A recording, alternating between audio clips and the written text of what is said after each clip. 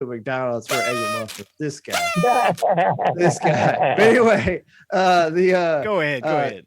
With the Colts, it was funny. I mean, to make you feel better, Lugs, if you watch that Pats Colts game, they're like, Carson, you're not going to screw it up. They essentially didn't allow him to throw the ball, and when he did, he threw an interception. So like it justified kind of to some degree what you're saying, even though they're winning. But Jonathan Taylor, he is such a monster. Unbelievable. And I mean, he has over 1,500 yards rushing, 17 rushing touchdowns. The combination of his talent, their offensive line, and they didn't even have their starting center, Ryan Kelly, who's a stud. So if he's back, just to be added to the mix, and Reich's play calling, I mean, they kind of use him as a decoy on the first play or series where Nyheim Hines scored a touchdown where Jonathan Taylor was a blocker and he blocked it. He essentially erased the guy out of the way so Nyheim Hines could score a touchdown.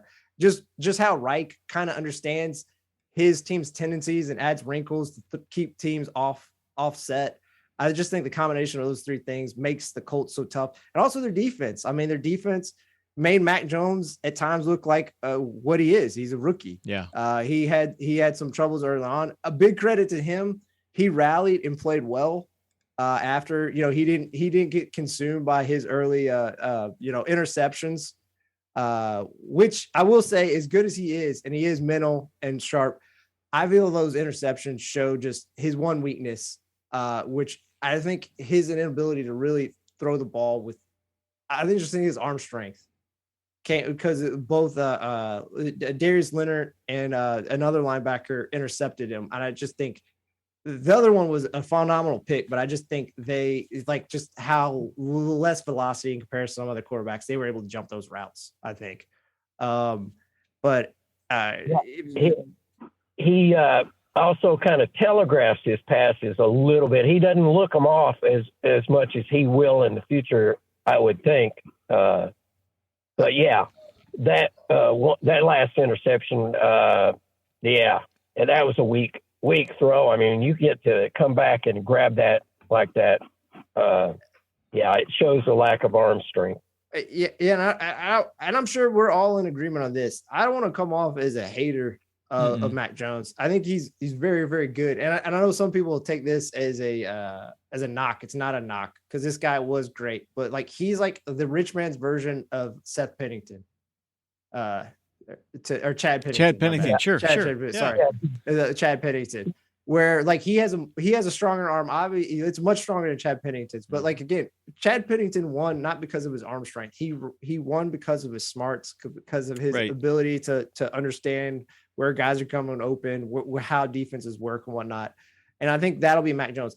And again, I just want to put this out there again, not because I dislike Mac Jones and whatnot.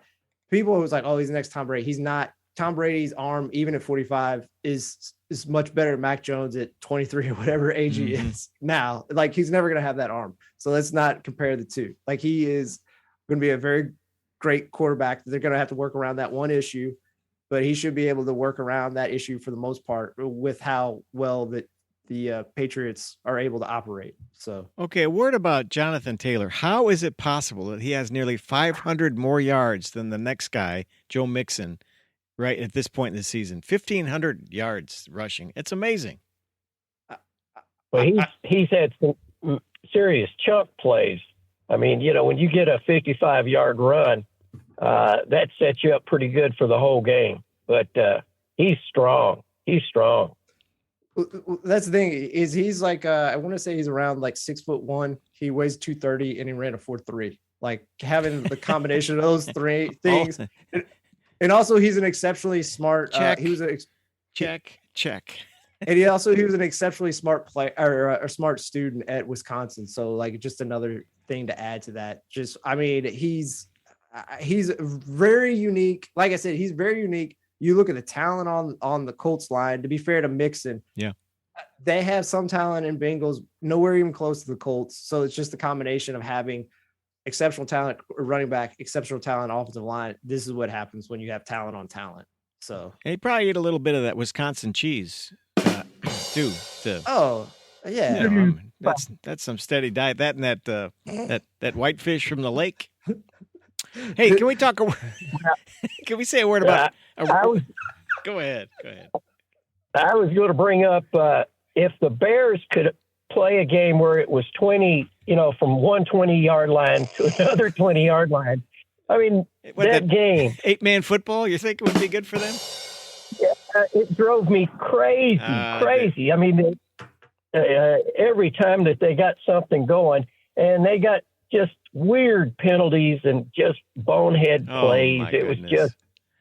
Okay, now you got to say that Pace, the GM, and Nagy, the coach, cemented their fate with that game. Did they not? We've said this many times, but that had to be the one. Oh, it should. Yeah, I guess one of my 3 notes from this game is Nagy's done. To work, kind of going back on one game just to show the credit to Harbaugh and his coaching staff. You have Tyler Huntley, and obviously he has some similarities. He's not the same as Lamar. But just you look at how they use Tyler Huntley. They use him on bootlegs. They use it. They have some design runs. They move the pocket for him. Nagy called the plays in this game against the Vikings because their OC was out with a COVID protocol. Yep.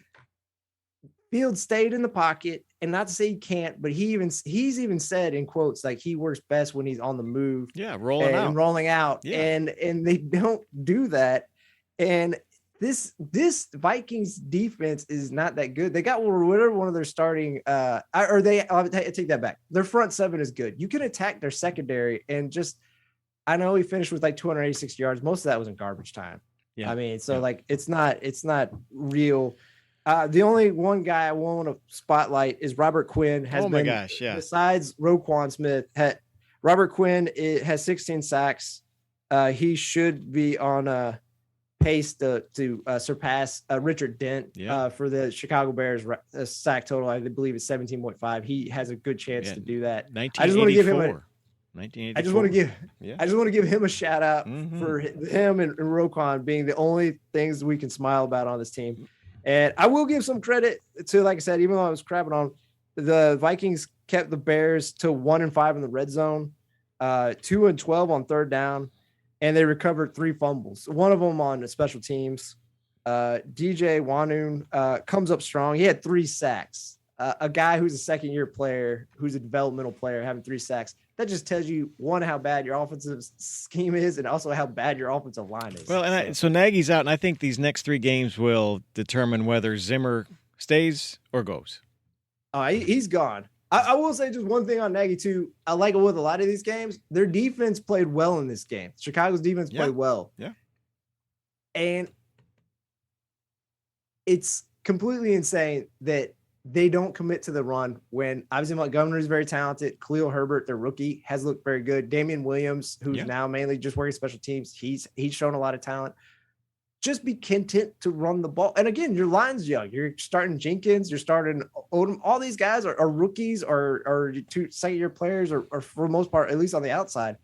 Run the ball to try to protect them. But no, he wants to go pass happy because that's what he is. And, he's going to die on a sword. So go ahead, do it. Hey, this just in, Taven Jenkins just got another penalty just now.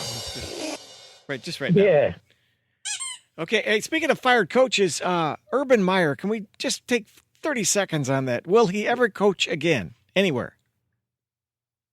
I would say probably, but it'll be at a small college somewhere. Junior college. I think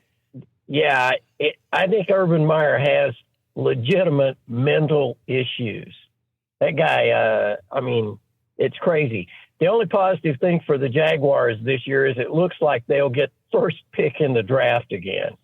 So they may get themselves a decent offensive, maybe a left tackle or guard or something.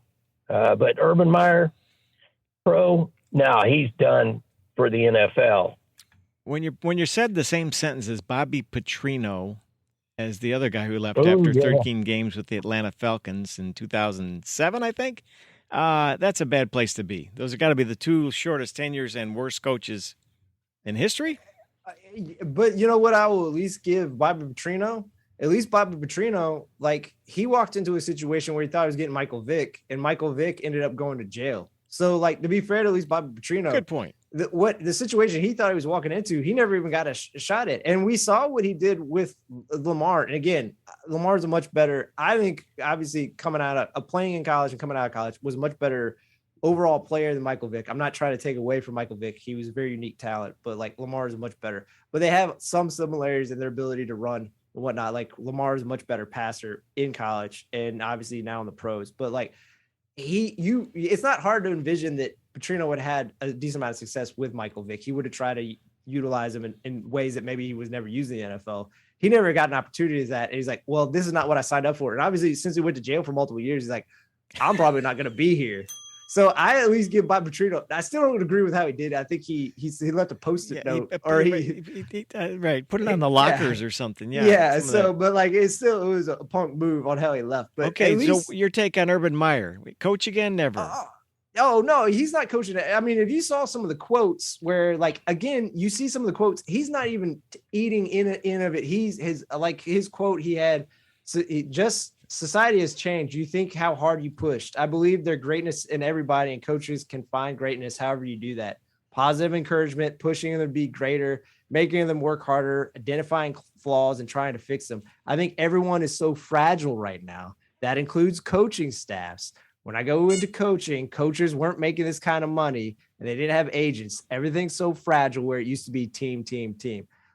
Listen, you can't say team, team, team when you got a heartbreaking loss in week 4 against Cincinnati. You don't take the plane with the team, and then you have like a woman who's like 20 years your junior, actually I think 40 years your junior, sit on your lap and kind of grind. You can't throw that out there. And plus, hasn't Urban probably made $100 million coaching football? Yeah, he's one of the highest paid coaches of all time. What do you say there? Lugs, what do you say, man? What? Well, I was just going to go back. You know, you're there with this lady twerking on you for. I mean, it seems to me that he doesn't care about what his family thinks.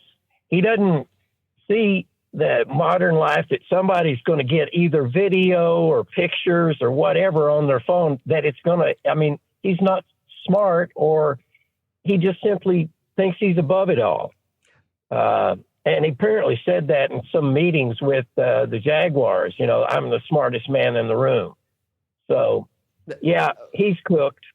We can call it a day. Yeah, I guess my last thing on Urban Meyer I'll say is like a lot of great con men, he's able to keep a straight face when he's lying, because he doesn't know he's lying, because he's just that delusional and his perception of reality is that warped. All right, it's the George Costanza approach. If you think it's the truth, it is the truth. So, well, on that note, Lugs, let's do a little sports of yesteryear. You ready? Here we go. Let's start it up, man. Here it comes. Hey, yeah, sports of yesteryear. George Costanza. Wow, let's talk about him. Here's Lugs. Man, you're so far away. I don't even know what time zone you're in. Take it away, man. Here you are. All right. 1917, the National Hockey League's first week of play. 3 players in the same game scored 3 hat tricks. The Toronto Arenas beat the Ottawa Senators 11-4. Wow. 1941 NFL Draft. Bill Dudley from the University of Virginia is the first player picked by Pittsburgh Steelers. 1962, the 1 millionth NBA point is scored. 1967, Pistol Pete Maravich. You haven't heard his name in a long time. Great player. Set NCAA record by hitting 30 of 31 free throws. 1996, Steelers. Remember this guy. Cordell Stewart sets a quarterback record by running 80 yards for a touchdown. That's your brief holiday edition of Sports of Yesteryear, folks. Thank you very much. All right, thanks for that, Lugs. Yes, the holiday edition of Sports of Yesteryear. It takes you way back to when, like, Santa was a little kid. Was Santa ever a little kid? I don't know. All right, that's it.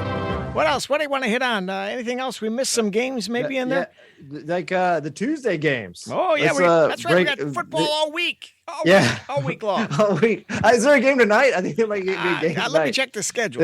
I'll start with the Rams versus Seahawks, since the Rams are also, like the Packers, possibly fighting for the first overall seed.